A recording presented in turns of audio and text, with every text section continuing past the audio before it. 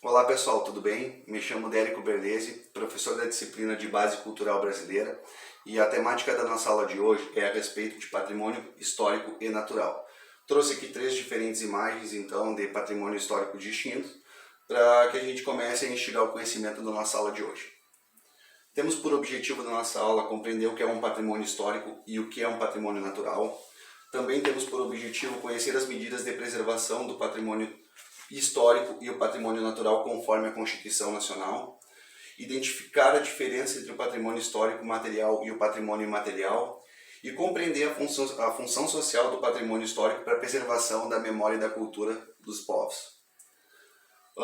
O conceito de patrimônio, a historiografia vai trazer diversas abordagens, então vou tentar introduzir um conceito para vocês e vou também abordar como a Constituição observa o que é patrimônio.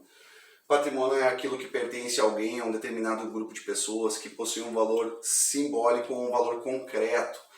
Então, associado à memória, à cultura e à identidade desse determinado povo. Já para a Constituição brasileira, ela vai trazer mais ou menos a mesma definição lá no artigo 216, onde constituem patrimônio cultural brasileiro os bens de natureza material e imaterial, tomados individualmente ou em conjunto, portadores de referência, a identidade, a ação, a memória dos diferentes grupos formadores da sociedade brasileira, nos quais inclui, ali ele cita alguns, pode ser dança, pode ser expressão artística, pode ser uma obra arquitetônica, então ele vai caracterizar aqui para nós quais são esses tipos de patrimônio histórico. A Constituição também vai trazer para a gente lá mecanismos de proteção da preservação desses patrimônios históricos e naturais, que pode ser a partir de duas perspectivas, né? O mecanismo de tombamento, o mecanismo de registro.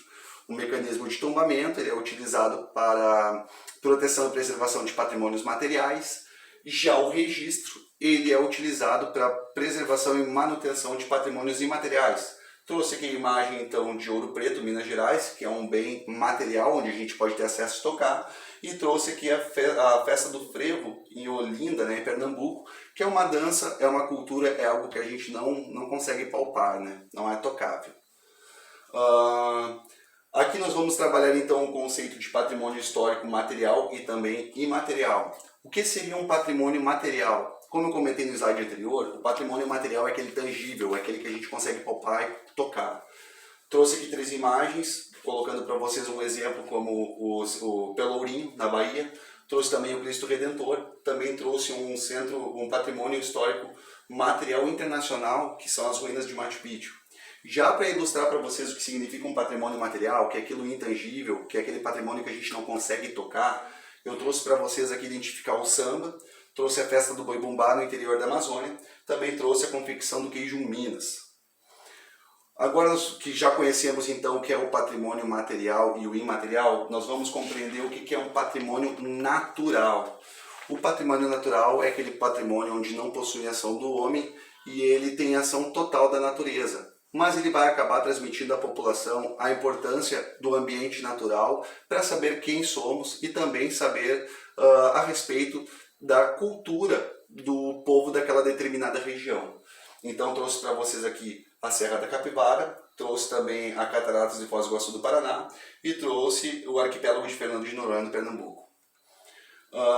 Hoje nós temos então dois órgãos responsáveis pela preservação do patrimônio histórico, que é o IPAN, que é o Instituto do Patrimônio Histórico Artístico Nacional, e também trouxe a Unesco, que já nos traz a dimensão do patrimônio mundial, da humanidade, né, da mundial, que é a Organização das Nações Unidas para a Educação, Ciência e Cultura, sendo que o IPAN nós temos a sede no Distrito Federal e a Unesco com sede em Paris, na França. Pessoal, esse aqui então hoje é a nossa aula. Eu gostaria de agradecer a oportunidade. Um grande abraço a todos e até breve.